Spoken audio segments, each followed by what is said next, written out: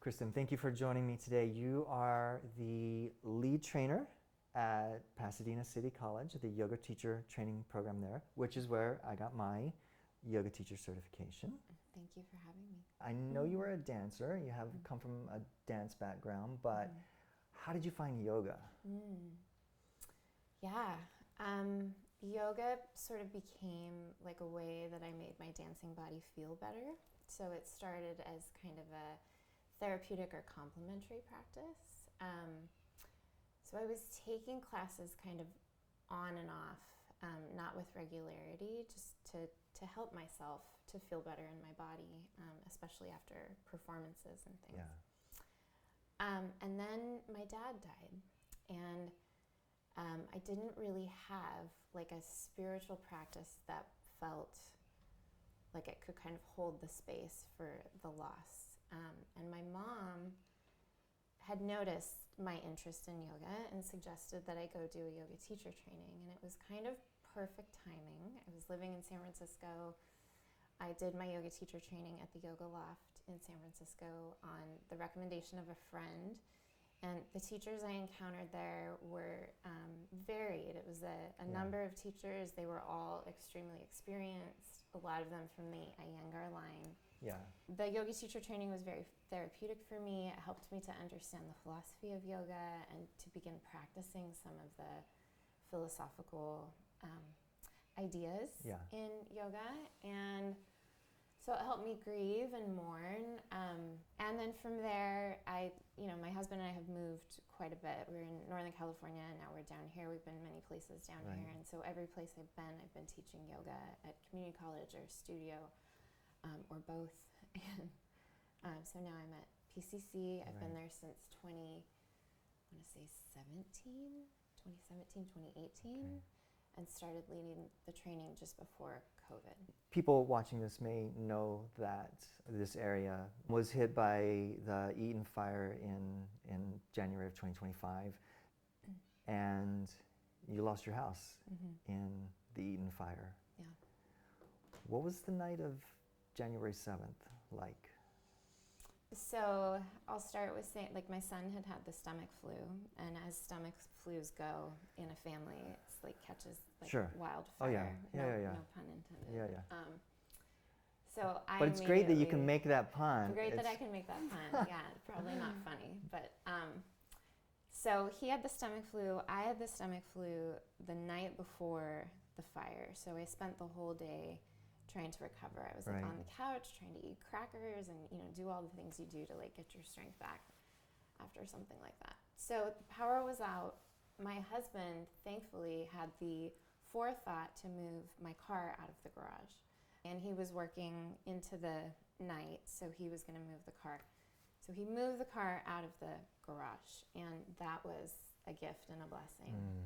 Because with the power out, you wouldn't be able to open the door, With the power out, I wouldn't have been able, or I would have had to do it myself. And being, when you're rushing to get out of a place because there's a fire, you're not really in your clear head. So that was a gift. My son wanted to go to sleep fairly early because it was dark and we didn't have any lights. So we felt tired. So I took him upstairs. I was getting him ready to go to bed. And my neighbor sent a picture of the beginning of the fire. And our community was a townhome community. We lived directly across from the power pole that started the fire. So we were one of the first neighborhoods to be affected. We were one of the first to evacuate. So my son at the time was 4. We went outside to look. I told him we need to go outside and take a look at this. And there were like little, I don't know if you can call them embers, but they were it was very windy, so you could see. And I said, it's not safe, we have to leave. So we packed overnight clothes and toothbrushes, and we left. We went to my sister-in-law's, who is in Pasadena, and I found out like an hour or 2 hours later that our home had burned, and the reason I knew is because our neighborhood was on the news. Are you serious? My husband's best friend, who lives in Redlands, saw our home on fire and called him and was like, are you guys out? Oh, wow. So that's how we found out. And so you knew right away? I knew, like, I had taken my son and put him to sleep at my sister-in-law's house, and that was maybe like 7, 8 o'clock at night. And I had fallen asleep with him, and then I woke up at midnight, so I found out around midnight. And it affected, like, in our entire community, I believe 22 buildings burned, and there were 8 that were still standing, and each building was 2 homes. Right, okay. Wow. So it was intense, to say the least. No, I'm sure. So in that moment, in that immediate moment, what are your thoughts? What, you wake up at midnight and... Yeah, my husband had called me and I hadn't answered. So when I woke up, I called him back, and he just told me, you know, it's gone. I felt shocked, like I could feel my nervous system go into that state that you go into when you experience something traumatic. So I was shocked, but I said to my husband, okay. And that was like I wasn't like, no, and like crying and like, you know, it was just like, okay. And then we hung up and I texted him like we'll get through this after I'd had, you know, some time to kind of process. So as intense as it was, I feel like I could accept it right at the beginning. And that came with the acceptance of like all of the feelings that come with it. Wow. In that moment, were you able to be aware of your thoughts? Were you able to do some of this training that you have through yoga and meditation to actually watch your thoughts and see how you're, or are you just going on, I don't want to say autopilot, but just sort of... It's interesting because I really didn't have any thoughts in the moment that I said okay. This is not to say I wasn't experiencing all the things you experience when something like this happens, because that was all there, like the fear, the grief, the shock, because that, I mean, I think for the first like 48, 72 hours, I was just in like a state of shock. Yeah. And you're a little bit numb when you're in shock, so you're not really, like I wasn't really in tune with my thoughts, or like in tune, I was in tune with the feeling of being stunned. Right, so you were able to kind of... So I was able to see... Assess your mental states. Yeah. Well, and I have been in a place where I've experienced loss before, not the same kind of loss, but I recognized, because this is not the first time, like, oh, this is my nervous system having a response to what has happened. So that was also freeing, and I think I was able to recognize that, one, because I've experienced loss before, but the other piece of it is, like I mentioned, I lost my dad, and then I did this yoga teacher training, and so I had these tools to kind of navigate that first loss of my father. And so those tools, because I've been in practice, are a little bit honed. They're a little bit sharpened. I also had a 4-year-old that I had to keep it together for. I think if I was by myself, I would have allowed myself to cry or, you know, lose it or yell, but I had to keep my composure for him. Which was a gift. When I found out about that you had lost your home, because some of the students have, we have a chat group, and it was relayed through one of one of your students, one of my co-students, and my heart broke for you and your family, and there was so much heartbreak going on that week. But I remember thinking that you would be okay, and the reason I thought that you would be okay is because you have these practices, the yoga practice and the meditation practice. And it had only been a few months before the fire when I had been in your philosophy of yoga class. And so all of these things that you would talk about there immediately came to my mind, and I had this sense that you would be okay. Does this idea of yoga as a healing practice resonate with you? Yeah, and I think like this question is, I think, what the yoga practitioner kind of experiences. I wouldn't say over and over again, but it's like, I feel like there are so many ways we could talk about this. Like yoga is this reminder that you are more than the circumstances of your life. And so to be connected to the more Yeah. is really what we're doing. When we come to our mat and we work on our body, we're understanding I can do hard things. My body is strong. I actually surprise myself, you know, when I can, I don't know, do an arm balance and it doesn't have to be an arm balance. It can be anything where it's like, oh, I didn't think I could do that. Right. And yet Right. I'm strong enough. Like those students that take my yoga class at PCC know that my favorite pose to hold is chair pose. Mm-hmm. And it's of course, like, yes. can you sit in the burning of your muscles for a little bit longer than you think you can? So it's like that teaches us that, oh, I can actually handle some stuff. Yeah. So I can have trust Yeah. that the circumstance that comes is not going to destroy me. It might bring me down, but it's not going to destroy me. And then we breathe to like regulate our nervous system. So when you're in a state of panic or anxiety, I mean, it doesn't always work. It's not simple with anxiety, speaking from experience. But we can regulate our nervous system with our breath. Yeah. And then this other piece, the meditation part, is then we learn to witness all of the crazy things that go on in our mind and not believe them, not hold on to, this is true. Yeah. It's like, oh, there it goes again, making up stories. Oh, there it goes again, believing the fear. Yeah. And it's not to discount the feelings or the thoughts. So that's the other piece of the yoga puzzle that I think is healing and helpful, is that all of your thoughts and your feelings are welcome. Yeah. Everything is okay. There's nothing Yeah. wrong with you feeling depressed. There's nothing wrong with you feeling fearful. Right. It's like that's allowed to be there, but also it's not the only thing. Yeah. So there's We that got our sweet, little cat. there's Yeah, that our sweet little kitty cat. Gio is here wanting in. He hears our voices and he's wanting in. The first day in your yoga philosophy of yoga class, you said something that was really, I think, that was key to me of what I was looking for, and that was the word integration. And you even wrote on the board. I went back and looked at my notes. You had written on the board, you know, yoga is this kind of full integration of life. And I think you had even said it's a lifestyle. And when you said that, I remember having this thought, you know, this is the teacher that I've been looking for. And you can, I know that embarrasses you because I've told you that before, and you don't, but you just have to accept that. Okay.